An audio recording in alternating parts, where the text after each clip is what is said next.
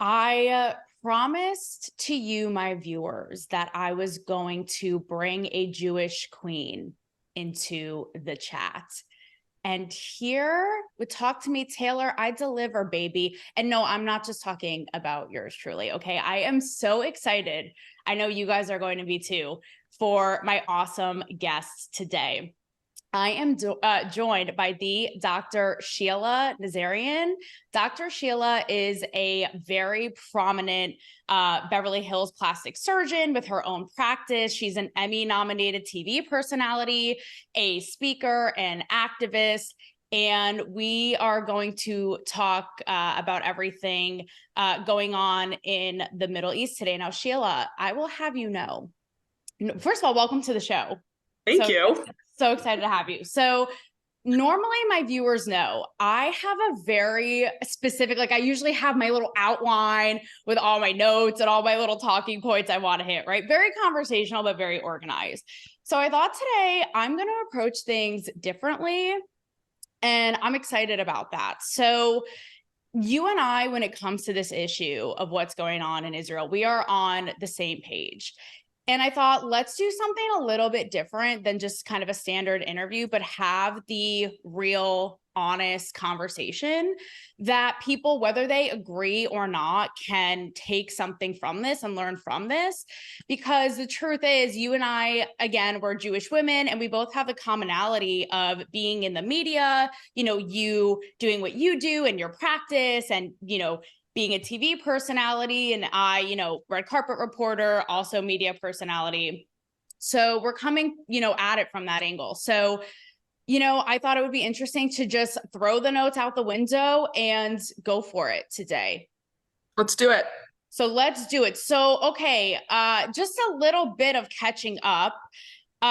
We are in the twilight zone, basically, Sheila, because in case any of you are literally living on Saturn, October 7th happens. Hamas infiltrates and attacks Israel in the most sadistic, horrid genocide, the most Jews killed in a day since the Holocaust. And what happens, but half of the world, even on our own soil, celebrating, like, hello, anti-Semitism. So here we are, Sheila, having to convince people that terrorism is happening, that it's bad, that their open mission statement is to eradicate Jews, and having to convince people that Israel, while not perfect, defending themselves from the existential threats of people openly wanting to eradicate us off the planet, are not the bad guys here. Like, what planet am I living on? So Taylor, I think what I've been screaming as loud as I can for the last 2 or 3 years. We have allowed this DEI woke mentality to come into our schools and the most elite of the elite institutions, when we were calling it out. Oh, it's not a big deal. Oh, it's just, when they grow out of this, they'll see the world a new way.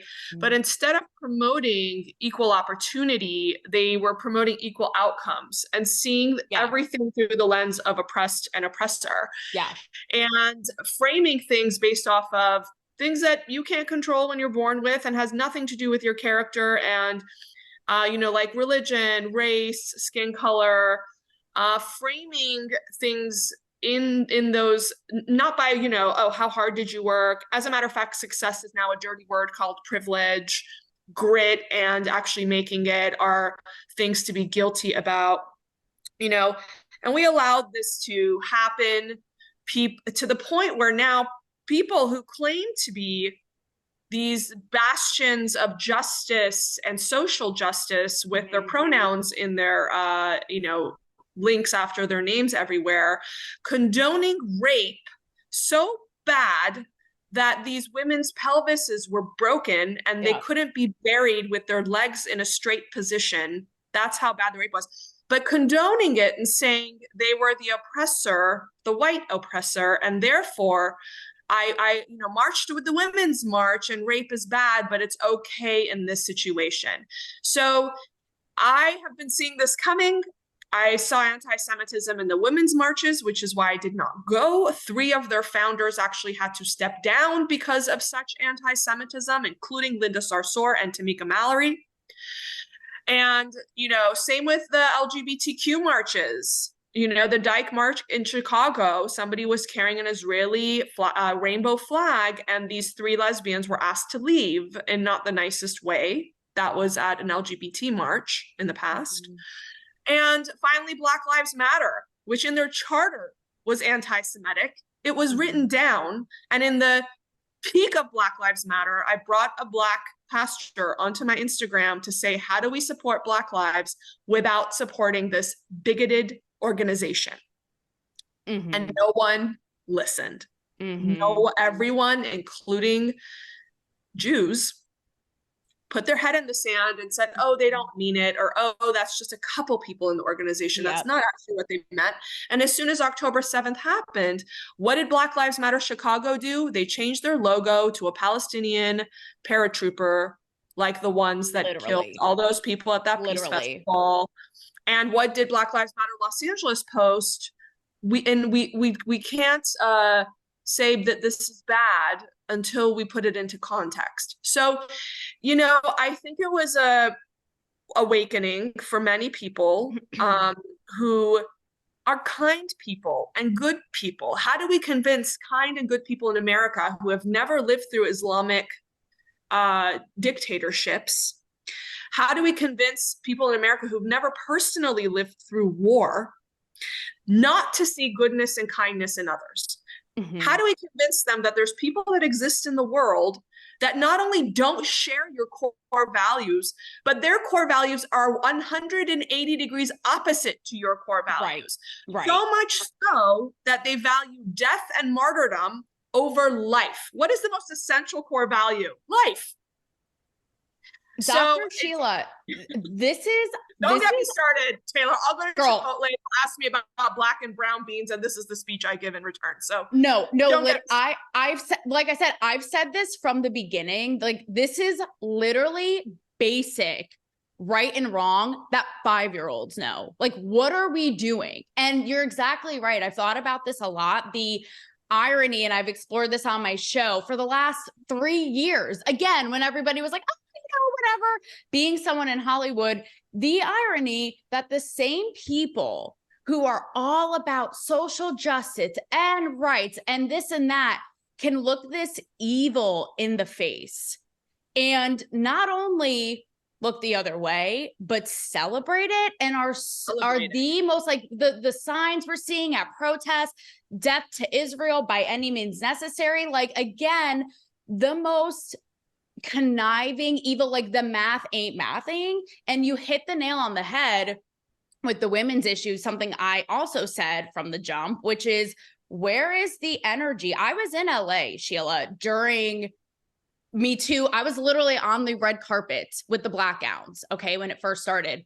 If you're so outraged by even like an exec, making a pass at you that's inappropriate, and you're fucking silent about women being disfigured, raped so violently and brutally and paraded in the streets, and you have nothing to say, I like, you've misplaced your brain. I have nothing to say to you. Not even nothing to say. They're celebrating it. And I think the final jump, the final connect the dots that has not yet been made in America, I think people have awakened to the fact that anti-Semitism exists. I feel like people have awakened to the fact that, the people they marched with don't like Jews and are anti-Semitic.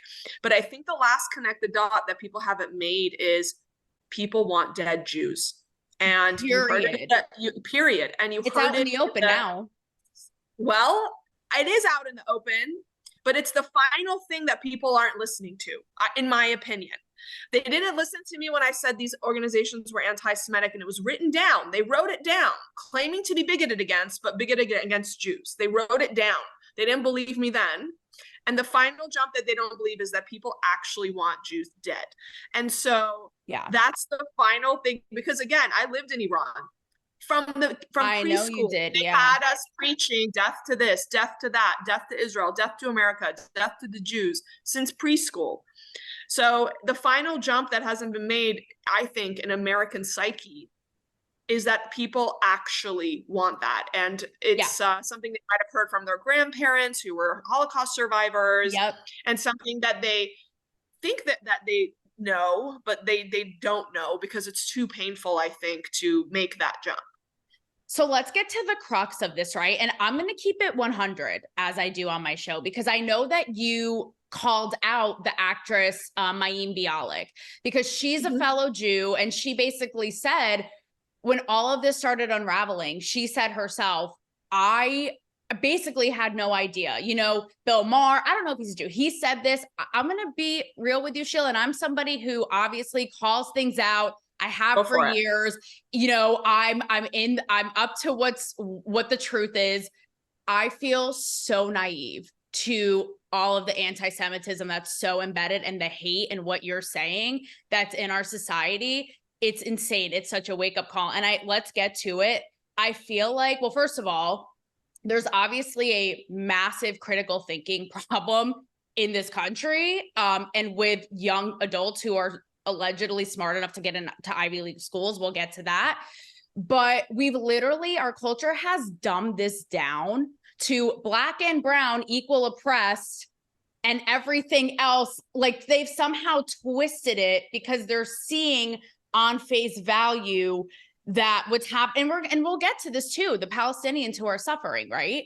But the fact that I've literally feel like they've boiled it down to that. I've had haters and people say to me, you know, I'm black, I'm brown, we're seeing this happen all over again. Stop equivocating. First of all, it's not the same. And again, to see the pure genocide, and again, the out in the open mission statement to eradicate Jews, and that's not injustice. And in fact, Jews are in the wrong. What? So I can't help but think, Sheila, what people don't understand is that they put Jews, I mean, you're in Beverly Hills, I was in LA, they put Jews in like a power class, like white people, right? Like white people can't say or do anything. They're the reason for all of our suffering. And on top of that, it's an embedded resentment towards Jews, which is perhaps maybe the longest running bigotry in history. Yeah, I mean, I think Jews are easy pickings, right? There's only 15 million of us in the whole entire world. We tend to stick together because what other option do we have, right? We've been kicked out of every country, killed in almost every country. So it's like, you know, we stick together. We have very strong family values, very strong belief system. We value education because it's the only thing we can take with us is our education. It's the only thing we can put in a suitcase and you know, go from country to country. And I think there's a deep-seated jealousy there. I mean, Kanye West said it himself. He's jealous. And, you know, I think that when economic issues go wrong, when there's division in society, the easiest scapegoat is the Jews because there's so few of us. And you know, and it's interesting too, this whole like white, black, like all this stuff. I just want to say in Israel and among the Jews, the majority of Jews don't have white skin. Just throwing that out there. That's not the that other thing. not that any of that matters. But you know, it is. I just want to throw that out there because there's so many just non-factual, stupid names like flying all over the place about Israel and the Jews. But yeah, I don't know. And you being someone in Hollywood, right? And it's funny, I brought up the Kanye West thing, but it's that peddling of Jews run Hollywood, they're doctors and they're lawyers. And you're right, it has become contentious even with like the Black Jew thing. And it's sad because at the end of the day, we're both, even though people don't like to see Jews as a minority because of this, it's like we should have each other's backs because like we both have been oppressed groups. So it's like, what's the deal with this? I'll tell you what the deal is. Resentment. It's the same. I'll tell you what the deal is. The deal is the same. So, and actually the leadership of the Palestinians and, you know, big like leadership in the Black society I've met. This is documented. There's photos of it. So let me propose this to you, since we're cancel me, baby. You can cancel me for saying this. No, literally. The Palestinian people, they have been held down so that they can be used as a power play and a chip to continue funding for their leadership, if the Palestinians were thriving and they had great schools and infrastructure and opportunity and food and it's all this money that was sent over there, only 5% of it actually makes it to the Palestinian people. The rest of it just goes to enrich the leadership. If the Palestinians were thriving, the funding would stop coming in and their leadership would stop making money. So what's in it for leadership to actually invest in these people and make them thrive when they can continually use them as a power play joystick? Now, that leadership that figured that out has met with Black leadership. Now, look at Black Lives Matter. If there was no racism, no victimization, Black people were thriving, which they are. And what happened to Black Lives Matter? Where would the funding come from? How would they use the Black people as joystick, right? So it's a very similar oppression Olympics happening, but keeping them oppressed so they can continue to exploit them for their own personal gain. Sheila, do you remember in the height of Black Lives Matter, I forget whose family, it was one of the victims who was used as a poster child, and the family themselves were like, I haven't seen a dime of this money, and they're using the child's face. Nobody did. Nobody saw like, that. What is happening? Nobody did. And the crazy thing to me too, and I was going to get, because I do have a couple notes, Sheila. I mean, I wasn't going totally rogue. I do have a couple things here, like umbrella topics, but you kind of hit on this, right? But the fact that it is so obvious that the Palestinian people, and unfortunately, many of them, not all of them are for Hamas, but many have been brainwashed and indoctrinated, right? But they are suffering massively in this. But the fact that Hamas is doing backflips right now because they're getting the exact result that they want, with more suffering, more casualties, because their Palestinians are pawns to show, look what Israel did. Look what bombing hospitals and this, and it's working. Like the fact that I see mainstream, like satirical pop culture sites, and they're like this peddling, again, this ignorant, narrative of like apartheid and colonizing and Jews are the oppressors and all this, it's sunk that deep. I'm like, you are literally the Hamas spokesperson. Like, what don't you get? So with that being said, no, it's not that they don't get it. They know exactly what they're doing. They know exactly. They don't not get it, Taylor. They're anti-Semites and they know exactly what they're doing. It's like, make the jump. Make the jump. Maybe I just like, part of me thinks, again, not to be naive or give the benefit of the doubt, but I hate to say this, I'm like, are they just stupid? And again, have dumbed it down to brown Palestinian equals oppressed, everyone else not, and are jumping on what they think is the right side of history. Like, are they just stupid? Because it's not that black and white, no pun intended, No, they're just dumb. They're not dumb. They're dumb, and I mean, I think purposeful. They're dumb and purposeful. But my thing is, right, and I'm sure people like you and I have been screaming this from the rooftops, but again, they paint it as Israel solely to blame. Israel are the oppressors, wipe out Israel. Israel is the one sacred Jewish state on the planet, okay, on the globe. I can't help but think, why don't any of these Arab countries take this on? Help out the Palestinians. Like, again, so let me tell you why. Let me tell you why. The Palestinian people that ended up in Gaza, who were they? In 2005, 2006, Israel gave Gaza to the Palestinian people, right? Yep. Before that, what did Israel do? Israel said to them, they said, listen, if any of you want to stay, and a lot of them did, there's a lot of Arab Israelis, if you want to stay, you can.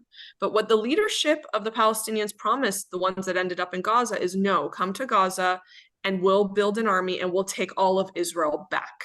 Okay, so you have to understand the mentality of people that actually went to Gaza and decided not to stay in Israel is that we're going to get all of it back. Those are the people that ended up there. Now, you've seen all the videos of their preschools and their school plays. So their school plays are them dressed up as terrorists, beheading a Jew, and all of this stuff. Same thing in Iran. There was so much anti-Semitism in preschool programming in Iran as well. We lived this. It's still, you can look it up. You can look it up on YouTube. And these people are brainwashed. Yeah. From birth. Yeah. From birth. Yeah. So now imagine you have a population, and not all of them are this way, but 77% of the Palestinians in Gaza and the West Bank support violent resistance against Israelis. That's 77%. So we're not talking about the 23% peaceful ones. 77% support violent resistance. Okay. Whether it's with Hamas or not, 55% support Hamas directly, but the vast majority support violent resistance. So which Arab country would want basically these violent people who support violent resistance in their country? Think about it. Mm-hmm. Would you want them in your country? Mm-hmm. I think it's a mix of that, I think on some level, for some, it may be the pawn play thing of, again, like, let's not forget, this was the 50-year anniversary of the Rosh Hashanah war, which, again, Israel's neighbors tried to blow it off the planet, right? So, and the fact that it's just a goddamn mess that they don't want to deal with. Like, I think it's a combination. It's a mess. Yeah, things. I think it's a mess they don't want to deal with. And yeah, I mean, it is a power play, I think, as well. But I think mostly, having spoken to some of these leaders from some of these Arab countries, it's a mess. So they would have to invest in de-indoctrination campaigns, education. Remember, all of the money that was sent there went into tunnels and terror. Right? It didn't go into education and infrastructure and bettering the lives of these people. So you're basically taking these people that are mostly, weren't put in a position to succeed, putting them into a country that, Egypt, for example, I was just there last year. I cannot tell you how poor it is. Yeah. I mean, if the buildings, literally, some of them were in rubbles. If you told me a bomb landed there the week before, I would believe you. That's how poor it is. Mm-hmm. And then you're taking these people who have barely any skills, brainwashed, indoctrinated, and putting them in a country that is already, struggling financially and economically. It's not going to, it's difficult. So unless you're going to pay those countries to take those people, that could be a possibility, and that's been thrown around. Mm-hmm. But that's what it comes down to, is these countries economically cannot afford this type of influx. Right. And it's, back to kind of how ignorant and how people don't understand the history. I want to get into all of the talk around this, what we're seeing all the time, the buzzy ceasefire. We're seeing it from the Squad. We're seeing it from Hollywood, which you're in. Like, we're seeing it all around. Again, we're seeing it from these big pop culture sites I'm talking about, right? Yeah. Again, and to me, like, when I see this, maybe it's what you're saying, that it's just underlying Jew hate. Like, I've seen people, mock and make fun of the IDF and discredit it. I'm like, bro, why are you why are you so concerned with protecting terrorists? Like, even the thing, right, with all of the weapons and artillery that the IDF discovered in children's hospitals, by, again, placing them strategically in these public places to have the desired outcome they want. So Taylor, you're also, again, like, assuming, and I think what a lot of content creators assume, is that facts matter to these people. Facts don't matter to these people. That's true. They're I should know this. Indoctrinated. They're so full of hatred. That's true. That you could, like, literally, like, you could throw the gay off the building in Palestine and then show the Pride Parade that some of my gay patients do not miss. They go every single year to the Tel Aviv Pride Parade. You can show them that, and they'll be like, but gay love exists and it's thriving in Gaza. I mean, it's like, and queers for Palestine. I mean, literally, facts don't matter because the indoctrination and this DEI, oppressor skin color situation is so deeply ingrained that facts don't matter. It's true. And I said this recently, Sheila. I'm like, why am I surprised? Because, again, like, biological sex isn't real and math is racist. So again, like, why am I surprised that, like, facts aren't a thing to be had ever?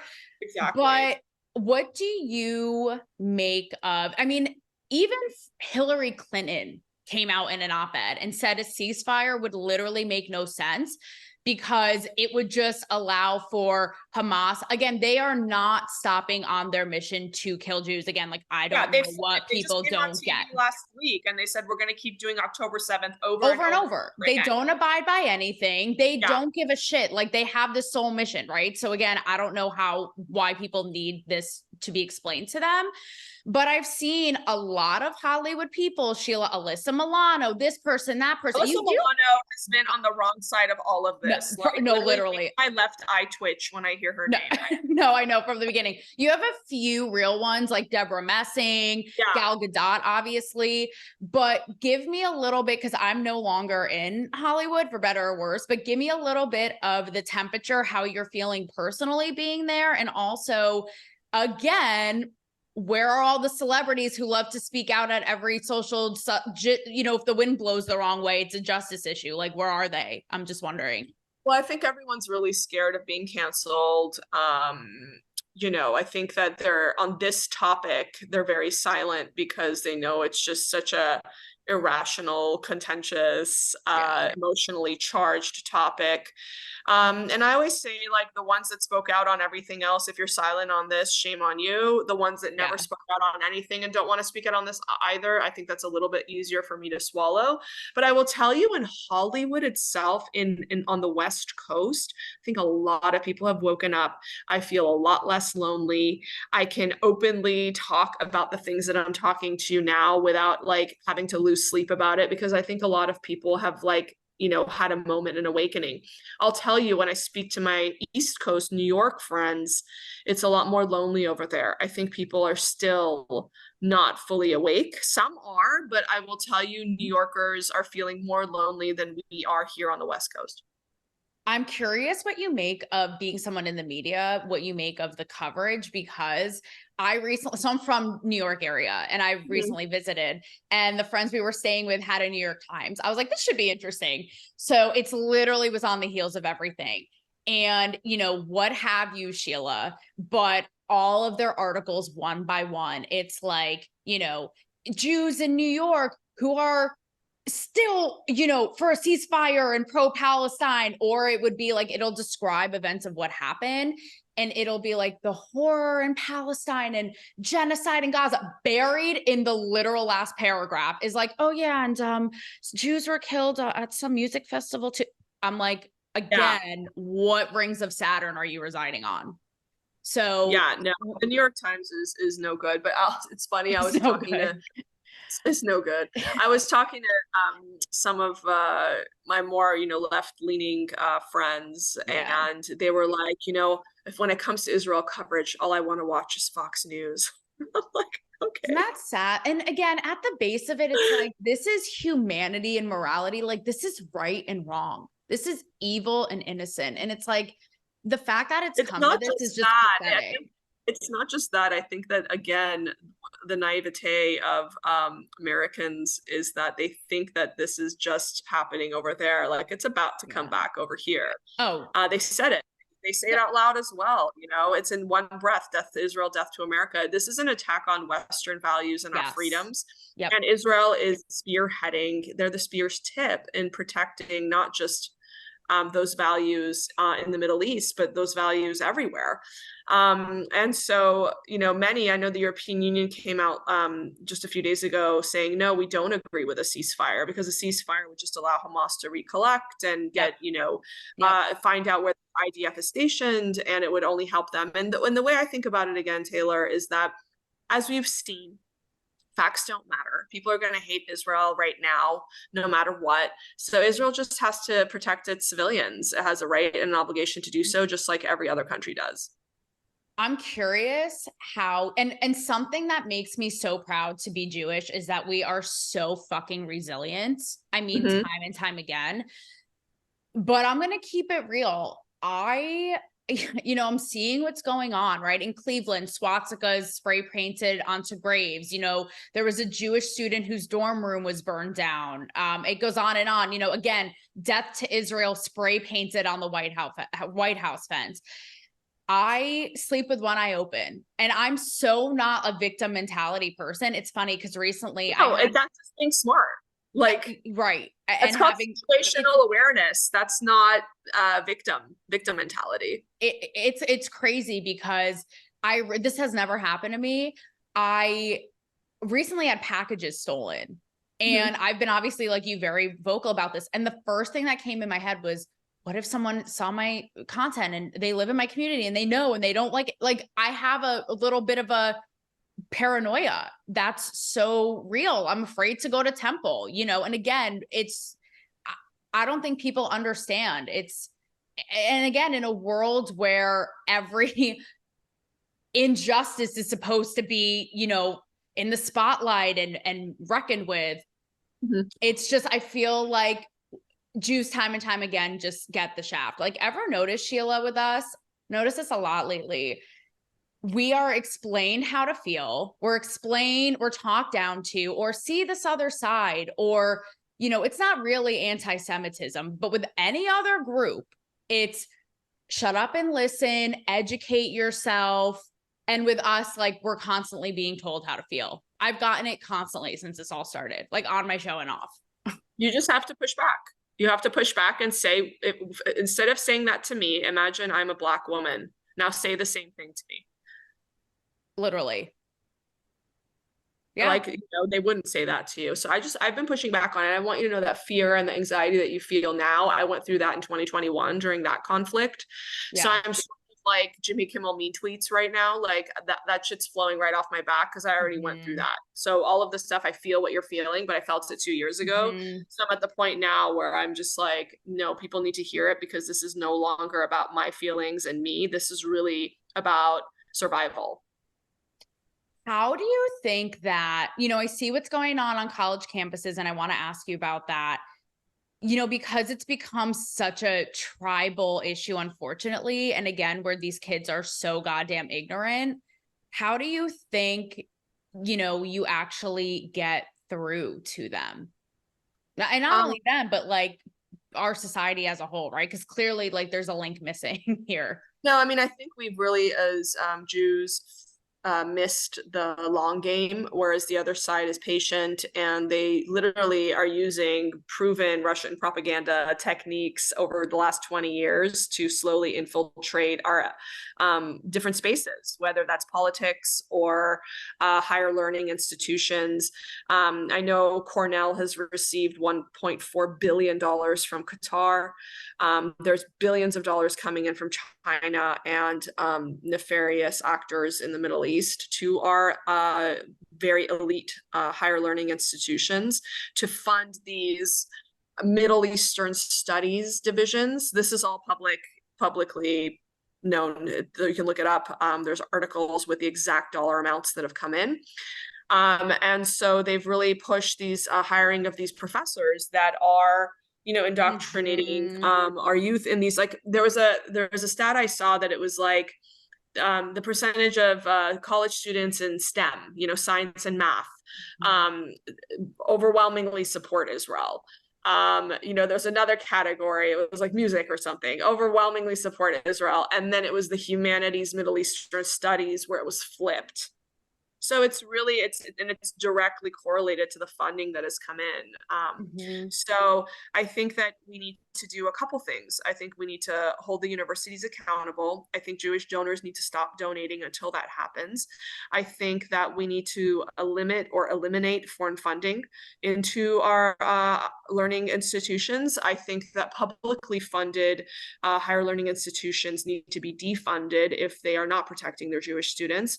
I think we need to do what every other civil rights movement has done, which is go through the law and use Title IX, which, by the way, to some of your listeners who might not know, Title IX never included religion until Trump changed it. So Trump actually included, you know, the Holocaust definition of anti-Semitism into Title IX, which now makes it possible for us to sue when Jewish students are not feeling safe on campus or have been wronged on campus. So I think we need to shame. That's the other thing. The last thing is mafia style. We need to be shaming students that actively. Did you say mafia style? Mafia style. Actively shame and get scared. And name and shame, so that these people know. If you notice, like at any of the pro-Israel rallies, no one's wearing a mask. No one's hiding their face. Right. Yeah. But at these pro-Palestinian and sometimes pro-Hamas and sometimes pro-ISIS, they're carrying a flag, and Taliban, that flag too. Yeah. Everyone's covering their face because, you know, if they were so proud of what they're doing and not afraid of the accountability that comes with having support for terrorist regimes, why would you cover your face? So, I mean, again, it's just I'm looking right at it at the big picture here, and again, cancel me, fine. I can't help but notice, right, when it's thousands of Jews rallying, it's peaceful, it's hear us. And I've seen countless videos of, again, barbaric behavior, of violence, ripping down hostage, photos of infants, saying Hitler should have finished the job, like just so disgusting. yep. And it's wild because I feel like, and this is where the whole cancel culture debate gets really interesting, because I feel like it's weaponized. Like you even heard, I think it was Rashida Tlaib actually, which Miss From the River to the Sea is like her anthem of life. Okay. But she said, if you're, a student in pro-Palestine, you're reprimanded and you're punished. And I'm thinking they're proud in having carnivals. Like, what are you even saying right now? But this is what I'm interested to get your take on, Sheila, is I'm a free speech girl, right? And I saw you on Jesse Waters, and I agree, saying good. Now it's out there and we see the hate. I want to see it and combat it, right? I don't think covering it helps anything, because it just festers, right? Yeah. And God knows what will come out, like what we just saw. So even like, right, with Harvard students getting put on a blacklist and all this is where I feel myself at odds, because it's like, it is cancel culture the other way around. But at the same time, I don't want to hire these people for my company. I don't want them working for me. So where do you land? I land in this spot. They lie, they cancel, they shame, they silence. And I feel like as Jews, we're constantly trying to take this higher moral road. And I'm not saying that the morality of it is in truth. And the morality of it is in saving America and Western values and Judeo-Christian values that this country was founded on, which is why everybody wants to come here. But we can't always like do this moral higher road. Okay, again, go back into your inner mafia, right? And it's like, if they're canceling, let them get a taste of that. How else are you going to shift minds unless you put them in the position that they put other people in the position of? How does it feel? How does it feel to get canceled? How does it feel to be held accountable to those views? And I don't think that, and let me tell you something else, like as someone who has been very vocal for a very long time, this whole cancel thing, when you're coming from a place of love and you're coming from a place of solid core values, it's impossible to get canceled, Taylor. It's impossible. Okay. I lost 3,000 followers with my first like pro-Israel post. I've lost so many with this. Yeah, I'm like, bye, good riddance. I know. I've lost so many, but let that go. I cannot tell you, do you think like I would have had any of these opportunities if I didn't speak my mind? I've met the coolest people. I'm giving keynote speeches everywhere. I've attracted national treasures from all over the world. That's amazing. Big names as patients that I love hanging out with. That's awesome. I've had TV opportunities come to me, agency opportunities come to me, because people are in awe of bravery, of exercising your freedom of speech. Like, why is this considered brave? Like, my parents didn't leave everything behind in Iran so I can come here and shut up. So I encourage everyone, God rewards the authentic. Speak your mind. You will attract your tribe. You will attract more goodness and light and opportunity into your life. So no, if you're coming from a death cult and you're speaking your mind, there's going to be accountability. But if you're coming from a place of love and goodness and humanity, I cannot tell you how great of a decision it was for me to speak up. Oh, I know. I agree. And it's funny because when I did my first episode about this, I was so nervous, because even like with you today, I first did have a whole laundry list of notes and an outline. We could go forever, right? And when I first did my solo sit down to address everything, as you know, it's so emotional. It's so personal for us. Yeah. And I thought, is this like a total shit show? Am I making sense? And you're exactly right. I had people coming out of the woodwork who I haven't heard from in years be like, you moved me to tears. I sent this to everyone I know. And that is so much more worth it than trolls being like free Palestine on my posts. Like, yeah, And you're also, exactly. like, I feel like it's so bad for mental health to, like, imagine if like I was still posting about boob jobs and skincare products right now. Like, how worthless and powerless and trivial do you think I would feel I about love that myself? you're so real. And guys, this is how real Sheila is. I've been wanting to have you on the show forever.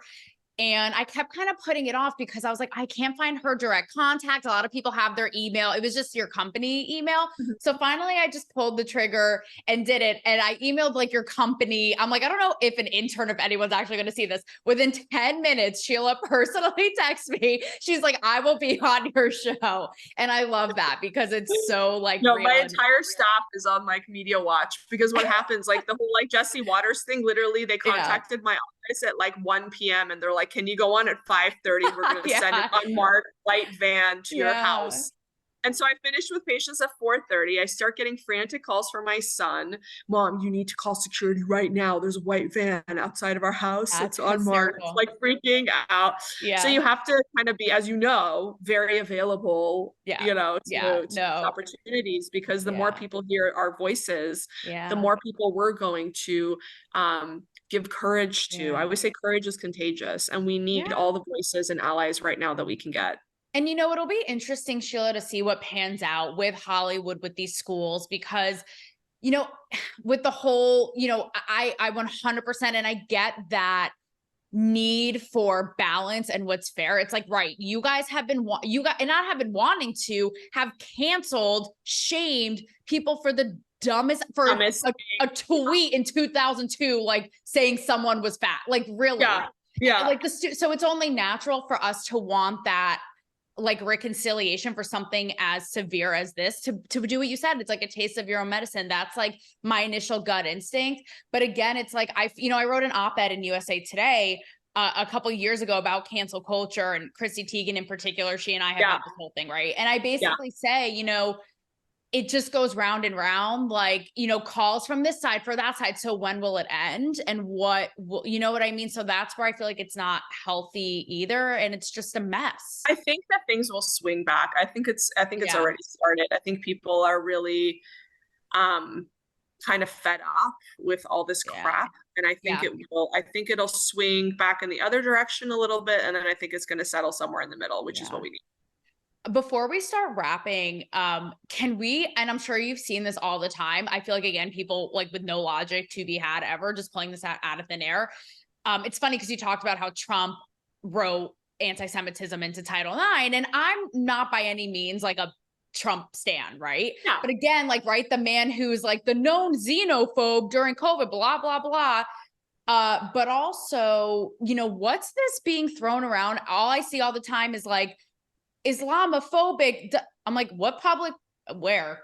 What public, again, like when we're seeing glory to the martyrs celebrated in the streets, but our culture, like, where is the Islamophobia coming? Have you seen anyone? It's I all about haven't. votes. It's all about votes, Taylor. So how many Jews are there in the US? We make up 2% of the US population, 2%. And Yeah. so it's interesting. I think that, the Muslims are really mad at Biden right now for supporting Israel, Yeah. and the Jews are mad at Biden right now for sending more money to Iran. And since he lifted the Trump sanctions and, the whole hostage exchange, Iran has been enriched $100 billion since Biden came into office. So he's managed to piss off the Persians in America and the Jews on that. And then now by sending money to Israel, he's managed to piss off the Muslims. So it's all about votes and it's all about, survival in politics. And so I think that's what was the motivation behind the whole, like, let's throw them a bone and say, we're starting this coalition to fight Islamophobia, which couldn't have been more tone deaf, more poorly timed. And the Muslims didn't like it because they saw it for what it was, which is just like, throwing them a bone. And the Jews didn't Sure. like it because it's like, we just got massacred. What are you talking about? Well, that's So what's like, it's, you know, funny enough to bring back the Black Lives Matter parallel, even though I think that organization itself is absolutely disgusting. mhm. I thought about it with all this, and it's like, right, I get why like during Black Lives Matter, when people were like, all lives matter, why Black people were like, dude, can this just be about us? That's how I feel with this. It's like, can this just be about us? Like, stop equivocating and making, that's something we're seeing too in Hollywood, right? Like, they're over here and there. It's like, no, we just like are seeing in broad daylight people wanting to kill us. I think people are like, can't we just have peace? It's like, wow, why didn't we think about that? That's a great I idea. know. Oh my God, but it's just like, I think those people are just not courageous, total cowards. And, Yeah, I agree. when it comes to good and evil, you have to pick a side. And if you're trying to be in the middle, it's almost worse. I agree. It's literally like, not to simplify such a complex, deep-rooted, historical, situation, but yes, like this is again right and wrong. Like, yeah, what is so hard? and honestly, Taylor, I'll also tell you, it's not that complicated historically either. It really isn't. It really is not. I know basically, it's like the world doesn't want to recognize Jews. Like, hello. I mean, in a nutshell, am I wrong? That way for thousands of years. It's not that complicated. Right. I like, am I wrong? Where's the lie that the whole world has just wanted us to not exist? So last thing for you before we hop off, Sheila, and I really want to leave everybody with like, so this isn't just a conversation to be had, like how to take action, but and I touched upon this earlier, but the idea of, because when people hear this, they're going to think, oh, you don't care about, suffering Palestinians. And that's the other thing too, like the mainstream, like these accounts, whatever it is, it's like the crisis in Gaza, the genocide in Gaza. It's like, okay, like, don't worry about us, but they'll put it in a camp of like, you have no heart, you don't care about that, right? And it's kind of what I said earlier. It's like, I don't know about you, but I see how they are suffering and how it's a huge crisis. And I will say, like, I think that blood is on Hamas's hands, right? It's what I said earlier. I think as Jews, we believe every life lost is an entire world lost. And I agree with you. I think every drop of blood on both sides, and thankfully there's actually Gazans speaking to, for example, the Free Press by Barry Weiss.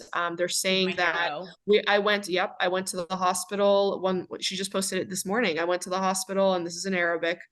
And there was Hamas terrorists above us, to the sides of us, and below us. I was scared because they're everywhere. Their bombs are everywhere. Like you said, they're in children's beds. They're in schools. There was a Hamas tunnel just discovered last week in a kindergarten.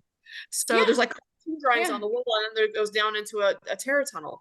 So I do feel, I do feel empathy for them. I do feel like it's a tragedy, but at the same time, not only is Israel saving Israel, if we get rid of Hamas, they're giving the Palestinians a chance, because now the money that was being stolen by Hamas can actually go to them so that they can actually have an education, a reason to live. Yeah. They have 60% unemployment among the youth right now. Yeah. So what other option do these people have to feed their families than to strap a bomb to their chest and go bomb something, So giving these people an opportunity is the only way to save Gazans and to actually free Palestine. And 100%. And it is really sad because unfortunately they're they're in the crosshairs of what we talked about. Hamas using them as pawns, no other Arab countries wanting to take them on, and Israel, having to defend itself from being eradicated off of the planet. I'll kind of end it with this. I saw a great analogy the other day about all this, and the person said, it's like a cancer. If you find out you get cancer, are you going to try to reason with it and be like, okay, let's figure this out? I don't think so. You're going to try to eradicate the cancer. Like, you're not going to reason with it and try to work something out. And it's the same thing. Like, do you think Hamas is playing by any rules here or gives a shit? Like, they don't. We lived it in the Middle East, and I can tell you they don't. They will lie. They will propagandize. They will blow people up. They will murder and rape in the most inhumane, horrific, barbaric, Yep. medieval ways. Yeah. And they are not our partners in peace. And we should stop trying to make them fit into a partner for peace. They are not, they will never ever be that. And they must be eradicated, period. Again, common sense. Just common sense. Which is not so common anymore. Yeah, I know. Lastly, Sheila, like I said, what can people do to actually move? Because this is obviously, you know, it's life or death, literally. And the last thing I want is for this to just be, you know, it's great to talk about it but for it to just like sit there in time and be a conversation that was had. Like, how can people actually, you know, execute and act? I think the most important thing that people can do is to talk about it on social media and to invite, you know, maybe a little bit of that discord and uncomfortable feeling into their lives. But I think the most important thing that you can do right this second is posting on social media.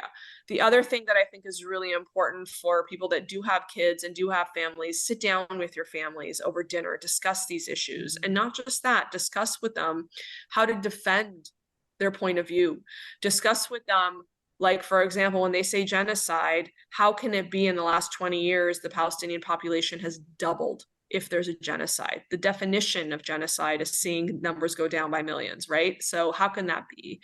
Colonialization. You know, the Al-Aqsa Mosque is built on top of our holy temple. How could we be colonizing someplace that we're indigenous to? So really just within the family, I think that's very important to sit your kids down and make sure that they feel comfortable, not just in their heritage and why we've passed down these traditions and why it's so amazing to be Jewish, but also how to defend themselves when they're, you know, inevitably going to be faced with that in our schools. The other thing too is, gosh, what was I going to say? The other thing too is invest in Israel. You know, I would say invest in Israeli skincare, invest in Israeli companies, invest in anything you can do to get the economy of Israel going, because everything is halted right now. I was just on a call, a webinar this morning with the CEO of El Al, who's this amazing woman. Amazing woman. And she was basically saying how they're now going to start selling vouchers on El Al, so just to get money to come in to the country. So I think that's huge. Take your kids to Israel. Go visit Israel. It's the best. Give them that feeling and that connection to the land so that they, you know, it's not just something they're reading about in a book, but it's something that they're actually experiencing and feel a connection to that land. There's so many things. Holocaust museums, like right here, you know? Yeah. I feel like, yeah, the Holocaust Museum project, what is good. And I don't think it did what its original intention like fully was. You know, if it did, then this wouldn't be happening. I feel like, you know, they started them all so it would be like an education so that history wouldn't repeat themselves. And as we're seeing now, maybe that wasn't a effective strategy. And then the other problem, I was reading Horn's book, Everyone Loves Dead Jews, and I did a post on it. And she said, by building these Holocaust museums, we set the standard of Jewish suffering very high. So when we see a swastika someplace, we're like, well, it's not the Holocaust, so it's not that bad.